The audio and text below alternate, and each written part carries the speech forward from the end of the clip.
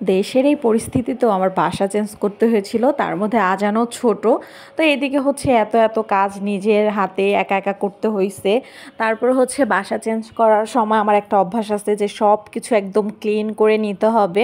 তো দেশের যে কারফিউর মধ্যে কত কত মায়ের বুক খালি হয়েছে, আল্লাহ পাক তাদেরকে জান্নাতবাসী করুক এই দোয়াই করি।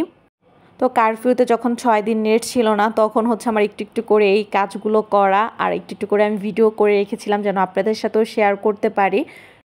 তো এখানে হচ্ছে আমি ফ্রিজটাও ক্লিন করে নিয়েছিলাম আর আপনাদের ভাইয়াকে বলেছিলাম স্প্রে নিয়ে আসার জন্য, যেন আমার খানাটুলিটাও যেন একদম রং করে দেয়।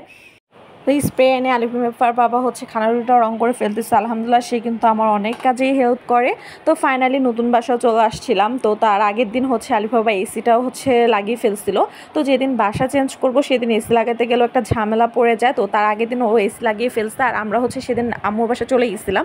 তো বাসা যেদিন ছাড়বো সেদিন সকাল 6টার দিকেই চলে আসছিলাম নতুন বাসায়। আলিফ বাবা বলতেছে তুমি চলে যাও, আমি হচ্ছে সব কিছু নিয়ে আসতেছি। তো আমি হচ্ছে আজানকে আর আলিফাকে নিয়ে চলে আসছিলাম বাসায়। তো আমি আমার লাইফের ফার্স্ট মানে এরকম হচ্ছে এত গোলাগুলি শব্দ শুনেছিলাম। মানে আল্লাহ পাক সবাইকে হেফাজত করুক এই দোয়াই করি।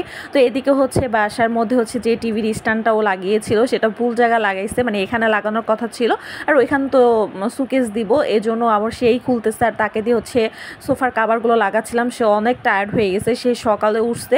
তো এদিকে হচ্ছে আম্মু হচ্ছে দুপুরে খাবার পাঠাইছিল আর ওই দিনই হচ্ছে বড় খালামণি কাজি ভাত অনেক অনেক ভর্তা মাছ এগুলো করছিল। আর আম্মু হচ্ছে আলিফার জন্য হচ্ছে ভাত মুরগির মাংস আর হচ্ছে কচু শাক এগুলো করে পাঠাইছে যেন আমাদের রাতেও রান্না করতে না হয়। তো আলিফা তো আর কাজি ভাত খাবে না, এই জন্য ওর জন্য আবার আলাদা করে রান্না করতে হয়েছে। আর এদিকে হচ্ছে যতটুকু সম্ভব হয়েছিল আজানকে নিয়ে আমি একটু করে সব কিছুই গুছিয়ে ফেলতে পেরেছিলাম একদিনের মধ্যে। আর এখানে হচ্ছে একটা বেডশিট করেছিলাম তোষক দিয়ে যেন হচ্ছে আমি একটু সুন্দর করে সাজাতে পারি। আর বাসাটা অল্প অল্প করে সাজিয়েছি, পুরোটা যখন সাজাবো তখন আপনাদের সাথে অবশ্যই শেয়ার করব। তো এদিকে হচ্ছে আমার অনেকগুলো কাপড় চোপড় এখনও গুছানো হয় নাই, যেহেতু আমি আমার আলমারিটা রং করতে দিয়েছিলাম। আলমারিটা এবার এই ঘরে আনবো, তো বার্নিশ কালার করব একদম ফার্নিচারের সাথে।